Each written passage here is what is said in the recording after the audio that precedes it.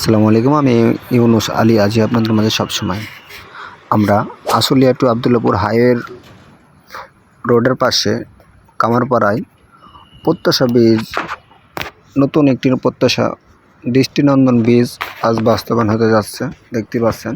এবং পূর্বে যে একটি বীজ রয়েছিল স্টিলের প্রত্যাশা বীজ, সেটি পাশেই নতুনভাবে নির্মিত হচ্ছে দৃষ্টিনন্দন একটি প্রত্যাশা বীজ, যা এই দৃষ্টিনন্দন প্রত্যাশা বীজ সম্পূর্ণ কাজ শেষ হয়ে গেলে একটি পর্যটক এলাকা হিসাবেও স্বীকৃতি পাবে বলে আশা করি। এবং এখানে প্রত্যাশা বীজটি হচ্ছে হাইওয়ের পাশেই। এই প্রত্যাশা বীজ যে পূর্বে রয়েছে স্টিলের, এই প্রত্যাশা বীজ মানুষের যাতায়াত অসুবিধা হওয়ার কারণেই এই দৃষ্টিনন্দন প্রত্যাশা বীজটি বাস্তবায়ন করছে সরকার। এবং এখানে লেক রয়েছে অনেকগুলো। বিকাল সময়গুলো অনেক দূর দূরান্ত থেকে মানুষজন এসে এখানে একটু মনোরম পরিবেশে সময় পার করে। এই প্রত্যাশা বীজ সম্পূর্ণ কাজ হয়ে গেলে এলাকাবাসী সহ দেশ